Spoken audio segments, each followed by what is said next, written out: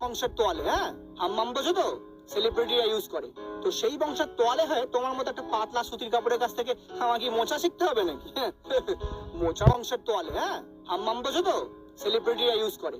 তো সেই বংশের তোয়ালে হয়ে তোমার মতো একটা পাতলা সুতির কাপড়ের কাছ থেকে আমাকে মোচা শিখতে হবে নাকি? মোচা না শিখিস অন্তত শুকনোটা শিখে যা। তুই যে ধ্যাপসা মোটা, তোর জল শোকাতে শোকাতে এই গুরু 3-4 বার শুকিয়ে 3-4 বার মোচা হয়ে যায়। হ্যাঁ ওরে গামছার চামচা, আমি সেই 3-4 বারের কাজটা একবারে করতে পারি, বারবার নিংড়ে নিংড়ে জল বার করতে হয় না। হ্যাঁ সেদিনকার তোয়ালে বেশি কথা বলে ফেলে।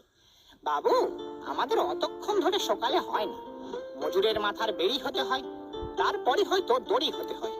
কোমরে আমাদের না জড়ালে ওরা আবার বল পায় না। চাষিটাও কম যায় না, ভাত বইতে থলি হতে হয়, মুড়ি চিবাতে থালি হতে হয়, রোদ্দুরে মাথা রাখতে টুপি কিনতে চায় না। এত গন্ধ ছড়ায় না, ক্লান্ত দেহের ঘামের জলে চোখের জল বোঝা যায় না।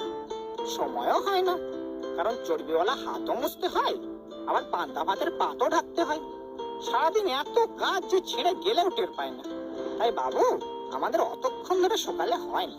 ও জিও গুরু জিও, কি নিংড়ে দিলে মারি রে, পুরো মনে হলো রবীন্দ্রনাথ গামছা পরে কবিতা বলছে। কি প্রশংসা ছিড়ি।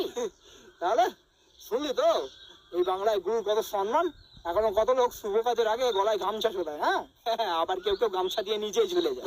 এই সালা, এবার কিন্তু সত্যি নিংড়ে দেবো। চাপ বেটা লোকাল ট্রেনের মাল, বেশি কথা বলে না ধরে ছেঁড়া কাটায় তালি মেরে দেবো।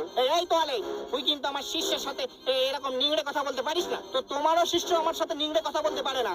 মোছার সোসাইটিতে আমার একটা হাই স্ট্যান্ডার্ড আছে, অবশ্য কাদের বলছি। যেমন গুরু তার তেমন চেলা, গায়ে নেই সুতো, খালি বড় বড় পাতেলা।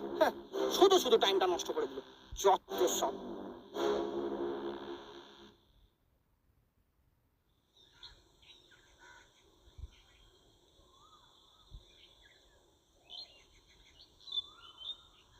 এই রুমাল, আরে সামনে থেকে সর, শুকোচ্ছি, ছাওয়া পড়ছে। গামছাদা, রুমাল না আমি। আরে কি ব্যাপার, তোয়ালে চাকরি হয়ে গেছে নাকি? না গামছাদা, ওরা বললো গামছা ছাড়া আরো অন্য কাজও জানতে হবে, আর প্রায় সব জায়গাতেই তোমার গামছা জ্ঞানের সার্টিফিকেট চাইছে। আমি তো বলেইছিলাম